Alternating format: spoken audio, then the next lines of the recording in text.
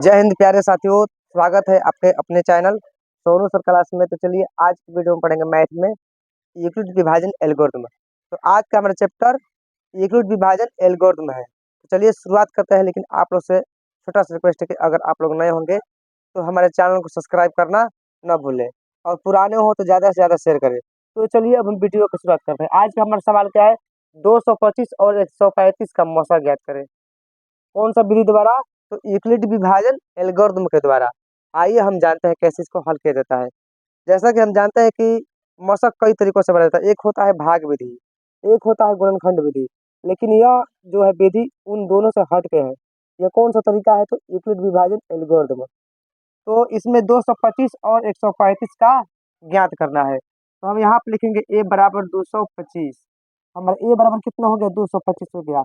और b बराबर हमारा हो गया 135, क्योंकि ये वाला जो है 225 135 से बड़ा है। तो जो बड़ा होगा उसको हम a मानेंगे, और जो छोटा होगा उसको हम b मानेंगे। इस तरह हम इसको हल करेंगे। तो जिस विधि से हमें हल करना है, मान लीजिए हमको गुणनखंड विधि से हल करना है, तो लिखेंगे गुणनखंड विधि। अगर हमको भाग विधि से हल करना है तो भाग विधि लिखेंगे। अगर हमको यूक्लिड विभाजन से हल करना है तो हमको लिखना पड़ेगा, क्या लिखेंगे? यूक्लिड विभाजन प्रमेय से। यूक्लिड विभाजन प्रमेय से अब यहाँ से हम बनाएंगे। तो हमारा क्या है? a बराबर 225 है और b बराबर 135 है। तो a बराबर b गुणे क्यू प्लस आर। a बराबर हमारा हमारा क्या हो जाएगा? b गुणे क्यू प्लस आर होगा। a का मतलब भाज्य होता है, b का मतलब भाजक होता है, और q का मतलब भागफल, जबकि r का मतलब शेषफल होता है। तो हम भाज्य को पहले लिखेंगे 225 बराबर 135। अब 135 का पहाड़ा हम कितने बार पढ़ते हैं कि 225 हमारा आ जाए? तो हम अगर एक बार पढ़ेंगे तो 135 होगा, लेकिन जैसे ही दो बार पढ़ेंगे तो 135 दूनी 270 हो जाएगा, जो कि इससे बड़ा होगा। तो हम एक बार ही पढ़ेंगे, और एक बार पढ़ने के बाद हमारा 135 हुआ। अब 225 में से 135 को अगर हम घटाते हैं तो हमारा कितना बचता है? 90 बचता है। तो 90 बचता है, तो अब हम क्या लिखेंगे? हम a बराबर लिखेंगे 135 और b बराबर 90, क्योंकि जो 135 है इससे बड़ा है। इसी तरह हम आगे तक जाएंगे, जब तक हमारा शेषफल शून्य ना आ जाए तब तक इसको हमको हल करना है। 135 बराबर 90 गुणे 1।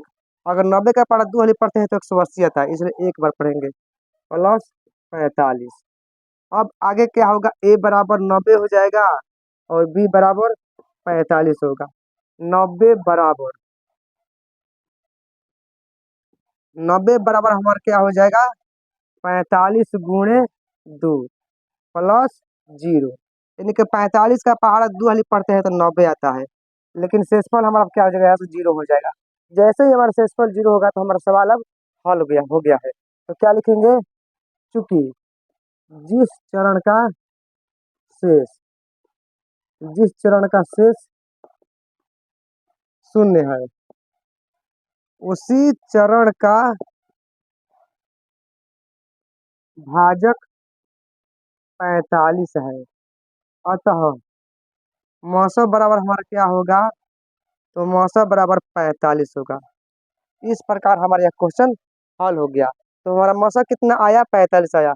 तो हम उम्मीद करते हैं कि आप लोग के क्वेश्चन बहुत बढ़िया से समझ में आ गया होगा।